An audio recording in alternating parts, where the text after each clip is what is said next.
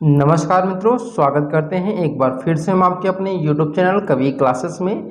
और आज का हमारा जो सेशन होने वाला है वो बहुत इंपॉर्टेंट है, क्योंकि बहुत सारे ऐसे स्टूडेंट थे जो कि यहाँ पे इंतजार कर रहे थे कि इलाहाबाद यानी AU BEd का फॉर्म कब आएगा। तो इलाहाबाद BEd का जो फॉर्म है वो आ चुका है। तो आपका जो फॉर्म है इसमें क्या क्या चेंजेस हुए हैं, क्या इसमें आप लोगों को देखने को मिल रहा है नया चीज, इन सभी चीज़ों के बारे में हम लोग चर्चा करेंगे। खास करके इसके सिलेबस के बारे में, इसके पेपर पैटर्न के बारे में, निगेटिव मार्किंग है कि नहीं है, इन सभी के बारे में हम लोग चर्चा करेंगे। साथ ही साथ आप लोगों को फीस कितनी लगती है ये भी हम लोग इस वीडियो में बताने वाले हैं। तो वीडियो को स्किप मत करिएगा, सेशन को लास्ट तक देखिएगा। और अगर आप लोगों को कुछ पूछना होगा तो अभी तुरंत इसको लाइक कर दीजिए, क्योंकि आपका एक लाइक जो होता है हमारे लिए एक बहुत ही बड़ा मोटिवेशन का कार्य करता है। तो आप अपने द्वारा एक लाइक के द्वारा क्या करिए कि मोटिवेट करिए, ऐसा लगे कि आपको भी आपने अपनी ज़िंदगी में किसी को मोटिवेट किया है। तो मोटिवेट करने का सबसे अच्छा तरीका है कि एक लाइक कर दीजिए। तो चलिए, आपने, मुझे उम्मीद है कि लाइक कर दिया होगा। तो हम अपने इस सेशन में आप लोगों को बहुत अच्छी चीज़ें आप बताने वाले हैं।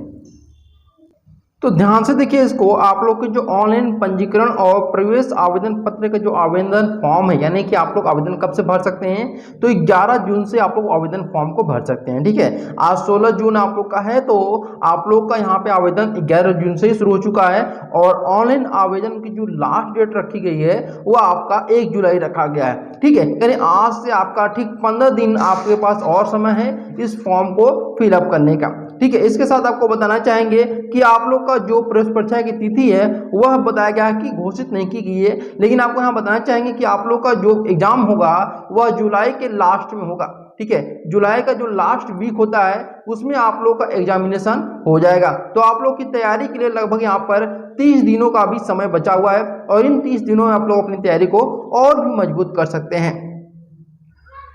वहीं अगर फीस की अगर हम बात करते हैं कि आपकी फीस कितनी लगेगी, तो जो भी यहाँ पर EWS कैंडिडेट हैं, ठीक है, या फिर आप कह सकते हैं कि OBC कैंडिडेट हैं, ठीक है, या फिर आप यहाँ पर जो अनरिजर्व्ड कैटेगरी के कैंडिडेट हैं उनके लिए जो फीस रखी गई है वो 1600 रुपये रखी गई है। ठीक है, वहीं अगर हम बात करते हैं कि जो आपके SC ST और इसके अलावा आपके PWD जो कैंडिडेट हैं उनके लिए जो फीस रखी गई है वो 800 रुपये रखी गई है। ठीक, और यहाँ पे दो चीज़ें आप लोग की ध्यान रखिएगा, अनरिजर्व्ड के लिए यानी कि जनरल EWS और OBC के लिए 1600 रुपये फीस है, SC ST और PWD के लिए 800 रुपये फीस रखी गई है। वही अगर हम बात करें कि परीक्षा का केंद्र यानी इंट्रेंस एग्जामिनेशन का केंद्र यानी कि सेंटर कहाँ का आपका रहेगा, तो पहला आपका प्रयागराज यानी कि आपका इलाहाबाद रहेगा, सेकंड लखनऊ रहेगा, कानपुर, गोरखपुर, वाराणसी, बरेली, नई दिल्ली, पटना, कोलकाता, तिरुवनंतपुरम और भोपाल में रहेगा। यानी इतनी जगह पे आप लोगों का यह क्या होगा, सेंटर किया जाएगा। यानी यूपी में अगर हम बात करें तो लगभग आपके 6 ऐसे जगह यानी कि 6 जिले में, यूपी के 6 जिलों में आप लोग का जो इलाहाबाद विश्वविद्यालय है वो अपना एग्जामिनेशन कराएगी। और इसके अलावा यूपी के अलावा आपका नई दिल्ली हो गया, पटना हो गया, पटना यानी कि जो बिहार की राजधानी है, कोलकाता यानी कि जो पश्चिम बंगाल में है, तिरुवनंतपुरम और भोपाल, इन जगहों पे आप लोग का परीक्षा केंद्र रखा गया है। यहाँ पर ध्यान दीजिएगा, मैंने आपको स्टार्टिंग डेट बता दिया, लास्ट डेट बता दिया, एप्लीकेशन फीस बता दिया, एग्जाम की डेट क्या होगा वो भी मैंने बता दिया। अब मैं आप लोगों को बताने वाला हूँ कि इसका यहाँ पे ध्यान दीजिएगा कि एजुकेशनल क्वालिफिकेशन क्या होगा। तो ध्यान दीजिएगा, इसमें आपको जो जनरल के होंगे और आपके OBC कैटेगरी से आप बिलोंग अगर करते होंगे तो आपको कम से कम यहाँ पे 50% मार्क्स होने चाहिए। ठीक है, वहीं अगर आप यहाँ पे बिलोंग करते हैं SC से या फिर ST कैटेगरी से बिलोंग करते हैं तो आपके पास कितने होने चाहिए, 45 मिनिमम परसेंटेज होने चाहिए। यानी अगर आपके पास 50% नहीं है तो, और अगर आप SC ST से हैं तो इस फॉर्म को आप लोग फिलअप कर सकते हैं। ठीक है, और वहीं पे अगर आप लोगों ने बीटेक या फिर BE किया हुआ है, ठीक है, बीटेक या फिर BE किया हुआ है, तो उस कंडीशन में आप लोग के पास 55% यहाँ पे होने चाहिए मार्क्स।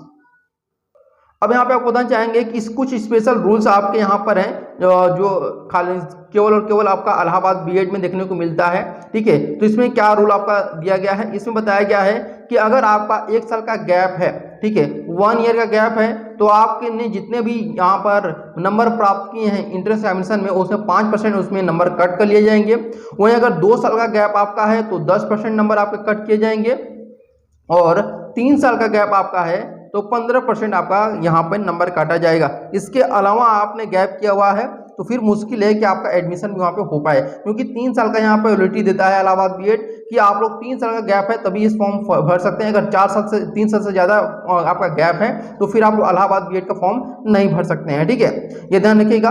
और इसके अलावा आपको बताना चाहेंगे कि यही आपका एक रूल है और ये सबसे ही कह सकते हैं कि बेकार रूल है, सभी विश्वविद्यालयों में से सबसे कह सकते हैं बेकार है, क्योंकि इससे क्या होता है कि कई स्टूडेंट जो होते हैं वो अच्छे नंबर तो लाते हैं, लेकिन जो आपका डिडक्शन होता है 5% का, 10% का, 15% का, उसके वजह से वो लोग इस एंट्रेंस एग्जामिनेशन को क्वालिफाई नहीं कर पाते हैं, ठीक है। अब बात करते हैं हम लोग यहाँ पर कि जो आपकी कॉलेज हैं उनकी सीट कितनी है, ठीक है, कॉलेजों की जो कॉलेज आपके हैं उसमें कितनी सीट रखी गई हैं और इसके अलावा इसमें 2 ईयर का फी कितना रखा गया है, ठीक है, इसके बारे में हम बताएंगे, ठीक है। अगर हम बात करते हैं कि यहाँ पर जो कॉलेज रखे गए हैं वो कौन कौन से कॉलेज आपके हैं, तो यहाँ पे 2 कॉलेज रखे गए हैं, ठीक है, यहाँ पर 2 कॉलेज रखे गए हैं। पहला जो कॉलेज आपका है वह केपी ट्रेनिंग कॉलेज रखा गया है, ठीक है, कौन सा आपका है, केपी ट्रेनिंग कॉलेज रखा गया है। और सेकंड जो आपका है वह एसएस खन्ना है, ठीक है, ध्यान दीजिएगा, पहला केपी ट्रेनिंग कॉलेज, दूसरा एसएस खन्ना है। अगर हम बात करें आपका केपी ट्रेनिंग कॉलेज जो आपका है वह कोएड है, ठीक है, क्या आपका कोएड, यानी कि यहाँ पर मेल और फीमेल दोनों के लिए है। वह आपका एसएस खन्ना जो आपका गर्ल्स डिग्री कॉलेज है यह केवल और केवल फीमेल कैंडिडेट के लिए है, ध्यान रखिएगा, यह केवल और केवल फीमेल कैंडिडेट के लिए है। अगर हम बात करते हैं यहीं पर कि आपका यहाँ पर एसएस खन्ना में और केपी में आपका कितने यहाँ पे सीटें रखी गई हैं, तो अगर सीटों की बात किया जाए तो इसमें आपका केपी ट्रेनिंग कॉलेज में आपकी सीटों की संख्या 62 सीटें हैं, ठीक है, कितनी सीटें हैं, 62 सीटें आपकी केपी में है। वही एसएस खन्ना में अगर हम सीटों की बात करें तो टोटल सीटों की संख्या यहाँ पर 125 सीटें हैं, ठीक है, कितनी सीटें हैं, 125 सीटें आपकी यहाँ पर रखी गई हैं। क्लियर की बात है आप लोगों को। वही अगर हम बात करते हैं कि जो 2 इयर्स की फीस आपकी लगती है वो कितनी लगती है, ध्यान रखिएगा आप लोग। तो पहले मैं बताना चाहूंगा आपका केपी ट्रेनिंग कॉलेज में, ठीक है, केपी ट्रेनिंग कॉलेज में 2 साल की जो फीस आपकी लगती है वह लगभग आपकी 24,000 रुपये लगती है, ठीक है, तो 24,000 रुपये आपकी फीस लगती है। वहीं आपका जो अगर हम बात करें एसएस खन्ना में, ठीक है, तो एसएस खन्ना में जो आपकी फीस लगती है वह लगभग आपका यहाँ पर पहले इसमें फीस बहुत ज़्यादा है, लगभग अगर हम बात करें 2 साल की जो अगर फीस की बात करें तो लगभग आपका पहुँच जाता है 1 लाख रुपये, ठीक है, 1 लाख रुपए यहाँ पे आपकी फीस यहाँ पे लगती है, क्योंकि 65,000 रुपये पहले साल में आपको देना होता है, 35,000 रुपये सेकंड ईयर में देना होता है। तो इससे बेहतर है कि आप लोग क्या कर सकते हैं, यूपी बीएड भी कर सकते हैं, क्योंकि अगर 2 साल की इसकी अगर फीस की बात किया जाए तो वह केवल 83,000 रुपये है, ठीक है, कितनी है, 83,000, जो कि प्राइवेट की फीस है। और एसएस खन्ना की अगर हम बात करें तो 65,000 पहले साल में और 35 साल सेकंड साल में आपको पेमेंट करना होता है। तो इससे चाहे कि आप लोग यूपी बीएड से अगर आपका प्राइवेट निकल रहा है तो यूपी बीएड को प्रेफरेंस दीजिएगा आप लोग।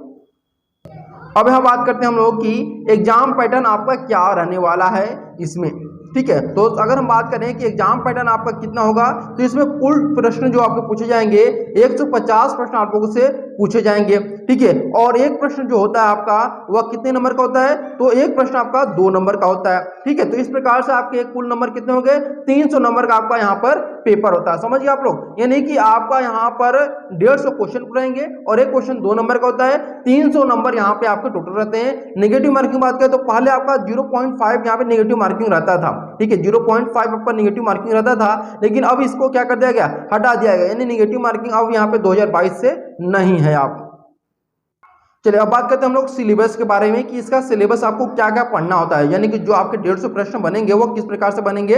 तो ध्यान दीजिएगा, आपका यहाँ पर इस जो आपके 150 प्रश्न रहेंगे ना, इनको 2 भागों में डिवाइड कर दिया गया है। इन 150 क्वेश्चन को 2 भागों में डिवाइड किया गया है, सेक्शन ए में और सेक्शन बी में डिवाइड किया गया है। सेक्शन ए जो होगा कंपल्सरी होगा, जिसमें आपके 100 प्रश्न पूछे जाएंगे, और सेक्शन बी जो होगा आपका ऑप्शनल रहेगा, जिसमें आपके 50 प्रश्न पूछे जाएंगे, ठीक है। सेक्शन ए यानी कंपल्सरी है, चाहे वो आप किसी भी सब्जेक्ट ग्रुप के हो। सेक्शन बी जो होगा ऑप्शनल रहेगा, इसमें आपके 3 सब्जेक्ट ग्रुप आते हैं, ठीक है, ध्यान दीजिएगा, इसमें आपके 3 सब्जेक्ट ग्रुप आते हैं, और इसमें पहला जो आपका सब्जेक्ट ग्रुप आता है वह कौन सा आपका आता है, ध्यान दीजिएगा, इसमें 3 सब्जेक्ट ग्रुप आते हैं, पहला आर्ट्स, साइंस और उसके बाद कॉमर्स आता है, ठीक है। और अगर बात करें कि कुछ लोग यहाँ पे एग्रीकल्चर के लिए बोल रहे हैं, तो एग्रीकल्चर ग्रुप जो आपका है यहाँ पे नहीं है, ध्यान दीजिएगा, यहाँ पे केवल 3 यहाँ पे ग्रुप आपके हैं, और वो कौन कौन से ग्रुप आपके हैं, तो आर्ट्स ग्रुप, साइंस ग्रुप और कॉमर्स ग्रुप। अब इन तीनों बारे में अलग से मैं आपको यहाँ पे वीडियो बनाकर दूंगा, अगर आप लोग चाहेंगे, अगर बोलेंगे कि हाँ सर आर्ट्स ग्रुप का डिटेल में वीडियो बना दीजिए, साइंस ग्रुप का डिटेल में वीडियो बना दीजिए, कॉमर्स का अलग बना दीजिए, तो मैं सभी का अलग वीडियो बना करके आपको प्रोवाइड करा दूंगा। चूंकि आपको पता है कि जो आपका सेक्शन ए है वह क्या आपका कंपलसरी है, ठीक है, जिसमें आपके 100 प्रश्न पूछे जाएंगे। तो ये किस किस टॉपिक से आपके प्रश्न पूछे जाएंगे यहाँ पर ध्यानपूर्वक देखिएगा। देखिए इसमें जो आपका रहेगा वह सेक्शन ए आपका जो रहेगा, इसमें एक लैंग्वेज रहता है, ठीक है, इसमें लैंग्वेज रहता है और लैंग्वेज आपका दोनों लैंग्वेज आपको देना कंपलसरी है। हिंदी से आपके जो प्रश्न पूछे जाएंगे वो आपके 20 प्रश्न रहेंगे और लैंग्वेज से भी आपके 20 प्रश्न पूछे जाएंगे। समझ गए आप लोग, यानी कि आपके हिंदी और इंग्लिश दोनों को मिलाकर के आपके 20-20 40 प्रश्न आपको बनते हैं और इन दोनों को मिलाकर बात किया जाए तो आपका 40 नंबर का आपका हिंदी पूछा जाएगा, 40 नंबर का आपका क्या पूछा जाएगा, यहाँ पर इंग्लिश पूछा जाएगा।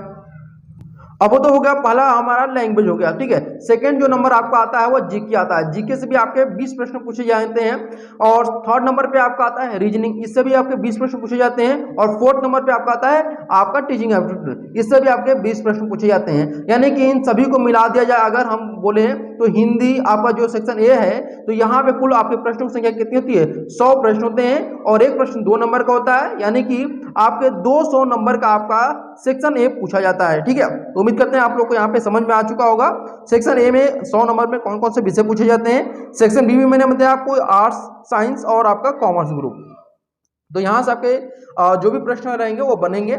और अभी भी आपको कोई भी कंफ्यूजन होगा तो आप लोग कमेंट करके पूछ भी सकते हैं और सेशन को जरूर लाइक करिएगा, क्योंकि व्यूज तो बहुत ज़्यादा होते हैं लेकिन लाइक यहाँ पे बहुत कम होते हैं। तो लाइक करने की जिम्मेदारी आपकी है, आप लाइक नहीं करेंगे तो ये आप अपने साथ बेईमानी करेंगे।